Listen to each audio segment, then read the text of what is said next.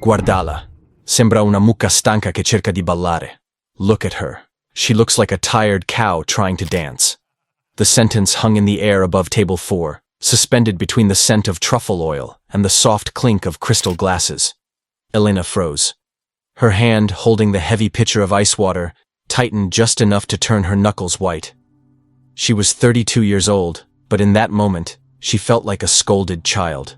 The man who had spoken, a sharp-featured executive in a charcoal suit named Marco, leaned back in his leather chair and grinned at his 3 colleagues.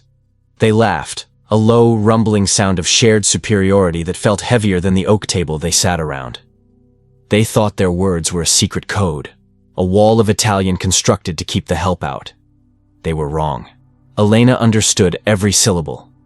She understood the grammar of their cruelty perfectly. Her mother, a woman born in the spirited streets of Rome, had raised Elena on a diet of pasta and poetry, teaching her that language was a bridge, not a weapon. But standing there in her polyester uniform, with her feet throbbing from a double shift and a rent notice waiting on her kitchen counter, Elena did not have the luxury of revealing her talent. She was not a linguist today. She was not the daughter of an Italian immigrant.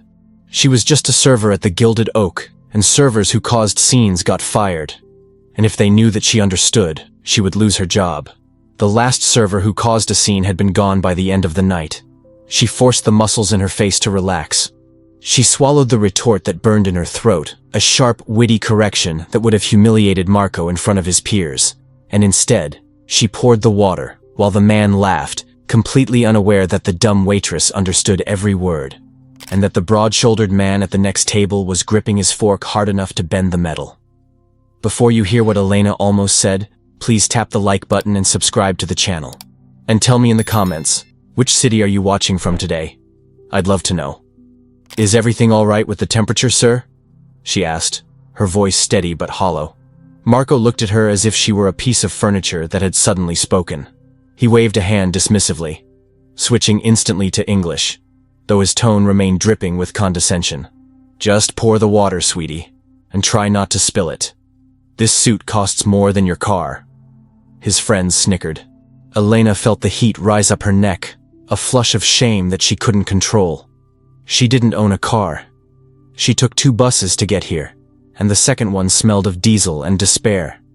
But she nodded, playing the part they had written for her. Of course, sir. 3 tables away, the atmosphere was different. It was quieter, warmer. Caleb sat opposite his 6-year-old daughter, Lily. He looked out of place in the bistro, though he had scrubbed the drywall dust from his hands and put on his best button-down shirt. His shoulders were broad, shaped by years of framing houses and hauling lumber, and his hands were rough, contrasting with the delicate porcelain cup he held. He was celebrating. Lily had gotten an A on her spelling test, and he had promised her fancy macaroni and cheese, but Caleb wasn't eating. His eyes were fixed on table 4. He didn't speak Italian. He didn't know what the man in the charcoal suit had said earlier, but he knew the tone. He knew the body language of a bully. He watched the way Marco looked at the waitress, not as a person, but as a target.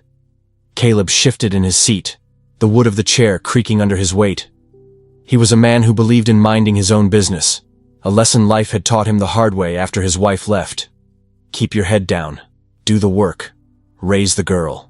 But there was a low growl starting in his chest, a vibration of old instincts waking up. "Daddy?" Lily asked, pausing with a forkful of pasta halfway to her mouth. "Why is that man looking at the lady like that?" Caleb looked at his daughter, his eyes softening instantly. "He's just confused, Lil. Eat your dinner." "He looks mean," Lily whispered. "Yeah," Caleb murmured, his gaze flickering back to Elena. "He does." Back at table 4, the game was escalating. Marco had decided that the water was not enough. He wanted entertainment. He wanted to feel big by making someone else feel small. It was a power trip fueled by expensive wine and the security of a corporate credit card. "Scusi," Marco snapped his fingers. The sound was sharp, like a firecracker in the hushed dining room. Elena, who had been retreating to the safety of the kitchen, stopped. She turned back. Mr. Henderson, the floor manager, was gone. She had seen him slip out the back door 5 minutes ago to deal with the delivery truck that had backed into the dumpster. She was alone on the floor. There was no buffer. She walked back to the table, her notepad held against her chest like a shield. "Yes, sir? Did you need more bread?" Marco leaned forward, resting his elbows on the table. He switched back to Italian, his eyes dancing with malice. "Guardate le sue scarpe. Sono così vecchie che chiedono pietà. Look at her shoes. They are so old they are begging for mercy." One of the other men, a younger guy with slicked back hair, choked on his wine from laughing. Elena looked down at her shoes. They were black, orthopedic, and scuffed. She had bought them at a thrift store because her daughter needed braces, and braces cost $3,000. The shame wasn't a hot flush anymore. It was a cold, heavy stone in her stomach. She knew she should walk away. She knew she should go to the kitchen and pretend to check an order, but her legs felt heavy. "I didn't catch that, sir," she lied, her voice barely a whisper. Marco smirked. "I said, I bet you're tired. It must be hard work walking back and forth without thinking too much." He tapped his temple. "It's good you have a job like this. Simple work for simple people, right?" The insults were shifting now. They were crossing the line from rude to dehumanizing.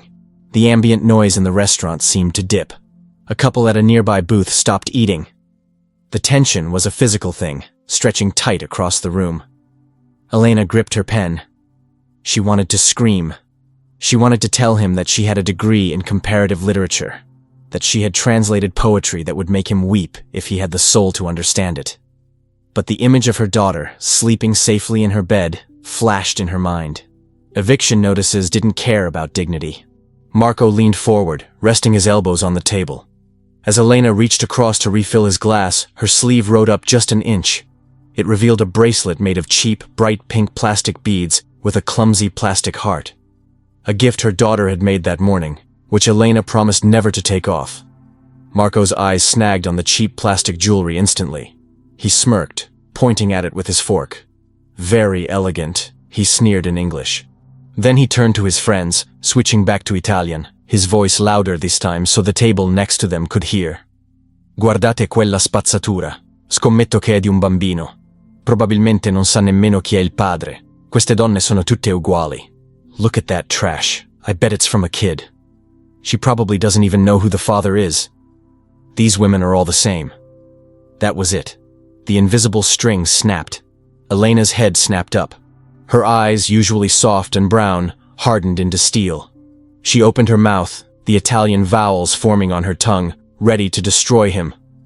Ready to burn the job to the ground. But before she could speak, a shadow fell over table 4. It wasn't the manager. It wasn't another waiter.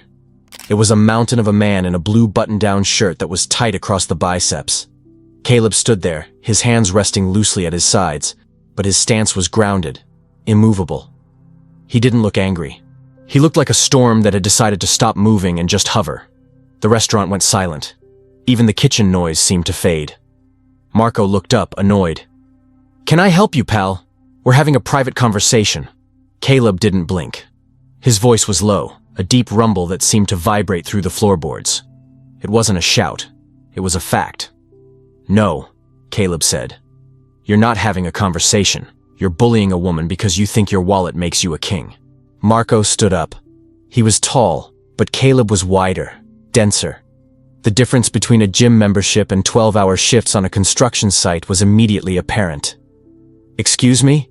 Marco sputtered, his face turning red. "Do you know who I am?"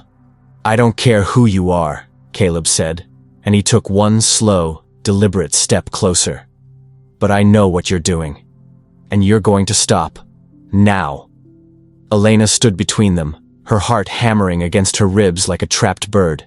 She looked at Caleb, this stranger who had left his dinner to stand in the line of fire. She saw the calm in his eyes, and for the first time in years, she didn't feel alone.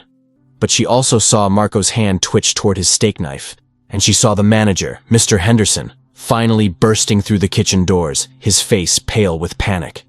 The explosion hadn't happened yet, but the fuse was lit. Mr. Henderson arrived at the table like a man trying to put out a forest fire with a water pistol. He was a nervous man with thinning hair and a suit that was slightly too large, perpetually terrified of bad Yelp reviews. He looked at Marco, whose custom suit screamed VIP, and then at Caleb, whose rolled-up sleeves and calloused hands screamed trouble. The calculus in Henderson's brain took less than a second. Is there a problem here, gentlemen? Henderson asked, his voice pitching up an octave.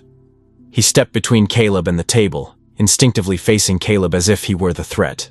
Marco didn't sit down. He smoothed his tie, his expression shifting instantly from aggression to practiced shock.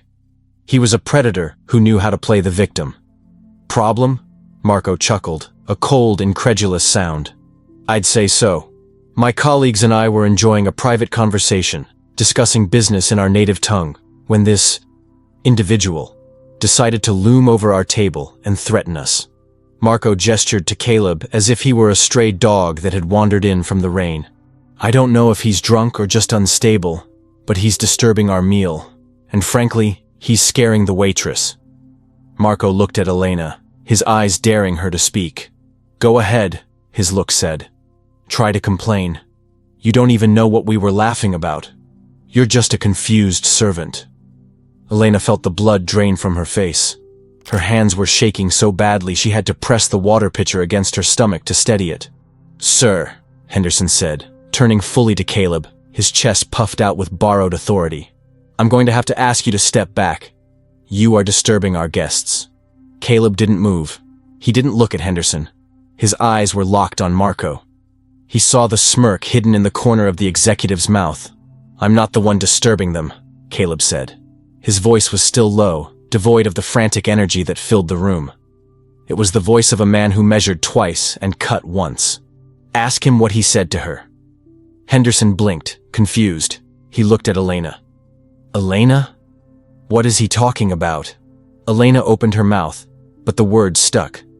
If she caused a scene, if she became a liability, Henderson would cut her loose. He had fired a busboy last week for dropping a tray during the lunch rush. She had $3,000 in debt and a daughter who needed speech therapy. The weight of her reality crushed the air out of her lungs. Elena stammered, her eyes darting to the floor. See? Marco interrupted, spreading his hands wide. The poor girl is terrified of him. We were just joking about the wine list.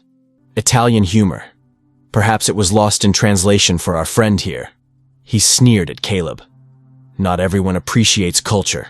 Caleb finally broke eye contact with Marco and looked at Henderson. He's humiliating her, Caleb said, pointing a calloused finger at Marco. He's pointing at her jewelry, laughing at her clothes, and treating her like dirt. You don't need to speak the language to see he's a bully. That's a lie! Marco's colleague, the one with the slicked-back hair, jumped in. Complete nonsense! Why would we do that? Henderson looked between the two men. On one side, a table that had already ordered 2 bottles of the most expensive Barolo on the list. On the other, a guy who had ordered a kid's mac and cheese and a soda. Greed is a quiet persuader. Sir, Henderson said to Caleb, his tone hardening. I don't know what you think you heard, but we have a zero-tolerance policy for aggression in this establishment. I need you to return to your table and settle your bill, immediately, or I will have to call the police. Henderson didn't look at Marco when he said it. He never once did.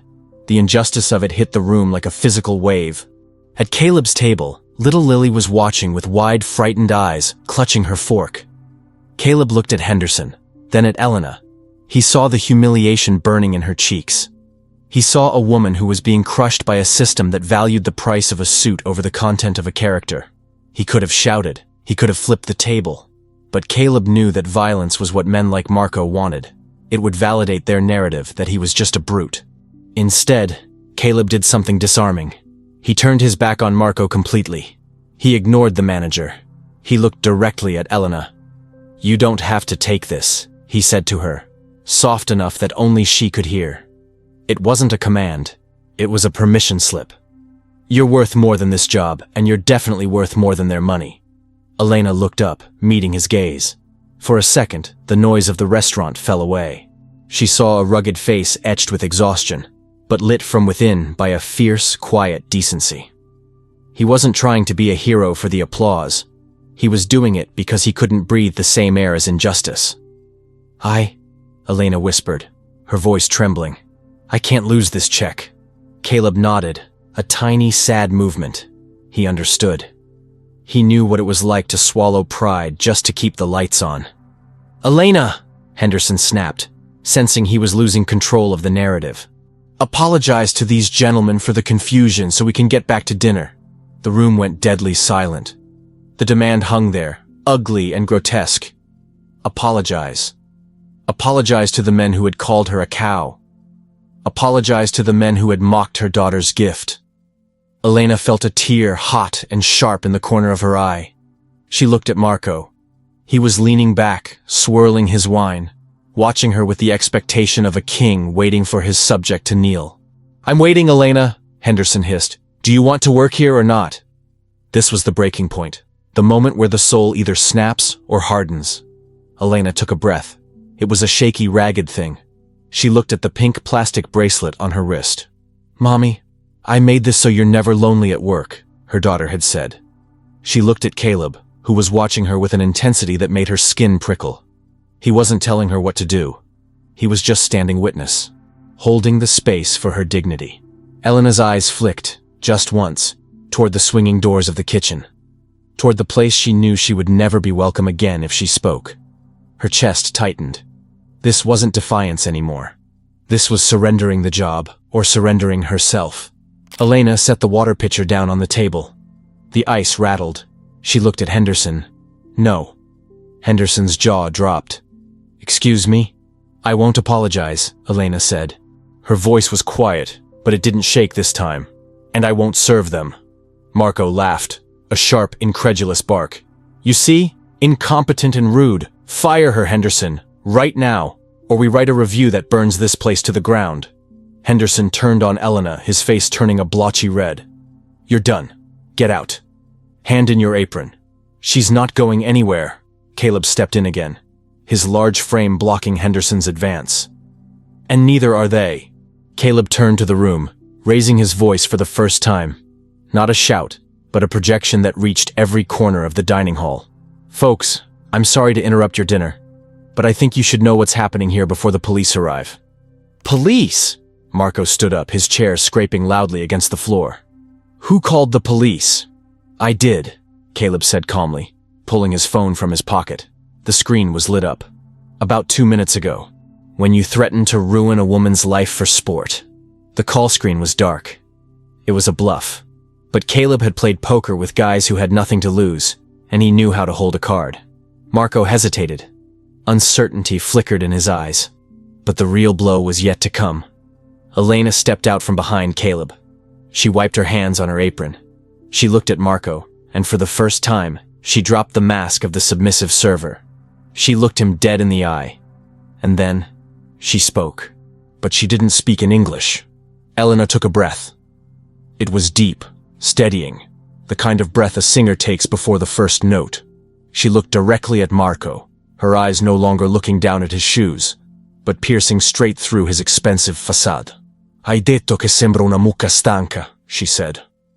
Her voice was crystal clear, her Italian accent not just passable, but Roman, sharp, lyrical, and commanding. "Hai detto che sono troppo stupida per capire. E hai detto che non conosco il padre di mia figlia." Marco froze. The glass of wine in his hand tilted dangerously. His mouth opened, but no sound came out. It was as if the furniture had suddenly started reciting Dante. The silence in the restaurant was absolute. Even the kitchen staff had stopped to listen through the swing doors. Elena turned to Henderson, then to Caleb. She switched effortlessly back to English, her voice calm but ringing with a suppressed tremor of rage. "He said I look like a tired cow," she translated, her gaze flicking back to the men. "He said I was too stupid to understand him." And then, she lifted her wrist, displaying the cheap pink plastic bracelet. "He pointed at my daughter's gift and said I probably don't even know who her father is." A collective gasp went through the dining room. At a nearby table, an older woman put her hand over her mouth. Caleb's jaw tightened. He didn't understand the Italian words, but he understood the translation perfectly. The mystery of the bracelet made sense now. The insults weren't just rude, they were an attack on her motherhood. Marco scrambled to recover. His face was a mask of panic. "She's lying. She's making it up. It's a dialect. She misunderstood." Elena took one step closer to the table. She looked 10 feet tall. "Non ho frainteso nulla," she said softly, in Italian. Mia madre è nata a Trastevere. Mi ha insegnato che un abito costoso non può nascondere un uomo piccolo. She switched back to English for the room. My mother was born in Rome. She taught me that an expensive suit cannot hide a small man. Get out, Henderson whispered. Marco looked at the manager, relieved. Exactly! Fire her! She's insulting the guests. No, Henderson said, his voice shaking. He looked at Marco, then at the other diners who were now staring at the executive with open disgust. The manager realized the tide had turned. If he sided with Marco now, he would be the villain in a story that would be all over town by morning. Not her. You. Henderson pointed at the door. Get out of my restaurant. The meal is on the house. Just go. Marco sputtered. He stood up, knocking his chair over. He looked at his friends, but they were already gathering their phones, desperate to escape the humiliation. He looked at Elena, wanting to say something cruel. But her dignity acted like a mirror. He couldn't stand what he saw in it. This is ridiculous, Marco muttered, grabbing his coat. Come on. This place is a dump anyway. They retreated. It wasn't a march of kings. It was a scramble of rats. As they pushed through the front door, the bell jingled. A cheerful sound that contrasted with their shameful exit. The dining room remained quiet for a beat, and then the older woman at the nearby table started to clap. Just once, then twice. Soon, a ripple of applause moved through the room. It wasn't a movie ovation. It was a quiet acknowledgement of justice. Elena didn't bow. She felt her knees start to buckle. The adrenaline was leaving her system, replaced by the crushing reality of what had just happened. She looked at Henderson. I suppose I should hand in my apron, she said quietly. Henderson looked at her. He looked ashamed. Elena, I didn't know. You didn't ask, she said simply. She untied the apron. She didn't want his pity, and she realized, with a sudden surge of clarity, that she didn't want this job anymore. Not if it meant shrinking herself to fit in a box. She placed the apron on the empty table. I'm done, Mr. Henderson. Please mail my final check. She turned to leave, but she stopped when she reached Caleb's table. Caleb was standing there, his hand resting on his daughter's shoulder. Lily was looking at Elena with wide, admiring eyes. That was... Caleb started, his deep voice rough with emotion. He rubbed the back of his neck, searching for the word. That was the bravest thing I've seen in a long time. Elena offered him a tired, genuine smile. Thank you, for standing up. Nobody does that anymore. Some of us do, Caleb said. He hesitated, the big man softening into a shy man. I'm Caleb. This is Lily. I'm Elena. Elena. Caleb tested the name. It sounded right. I know you just quit, and this might be the wrong time. But my truck is outside. It's not a Mercedes, but it's got a good heater. Can we give you a ride home? Elena looked at him. She saw the dust on his boots and the kindness in his eyes. She saw a man who respected her strength rather than fearing it. I'd like that, she said. The pickup truck rumbled softly as it idled outside a small apartment complex. The heater was indeed good, blowing warm air against the chill of the night. Lily had fallen asleep in the back seat, clutching a stuffed bear. In the front, the silence was comfortable. So, Caleb said, his hands resting on the steering wheel. Rome, huh? My mom, Elena smiled, looking out the window. She was a translator. I used to be one too, before life happened. Life happens hard sometimes, Caleb agreed. He turned to look at her. I'm a carpenter. I build things. Frames, foundations. It's simple work. It's honest work, Elena corrected him. She looked at his hands. You built a wall tonight, between me and them. I won't forget that. Caleb shrugged, a modest shift of his broad shoulders. You didn't need a wall. You needed a microphone. You handled them just fine. He reached into his pocket and pulled out a slightly crumpled business card. I'm starting a project downtown, Caleb said. They need someone who speaks languages. It pays better than the bistro. Elena took the card. Her fingers brushed his. A spark, warm and undeniable, jumped between them. It wasn't the fireworks of a teenage crush. It was the steady hearth fire of two adults recognizing safety in each other. I'd like that, Elena said softly. And maybe... Caleb paused, looking at her with a vulnerability that made him even more handsome. Maybe after you get the job, I could take you out for dinner? Somewhere where the menu is in English and the people are nice. Elena laughed, a sound that felt like something breaking open and healing at the same time. She looked at the pink bracelet on her wrist, her daughter's heart, and then at Caleb. I'm free Friday, she said. Friday is perfect, Caleb smiled. Elena opened the door and stepped out into the night air. It was cold, but she didn't feel it. She watched the truck pull away, the taillights glowing red in the darkness, and for the first time in a long time, she didn't feel tired. She felt seen. If Elena's courage inspired you, or if you think Caleb is the kind of man more people should be, hit the like button and tell me in the comments, have you ever had to stand up to a bully in a public place? I read every story.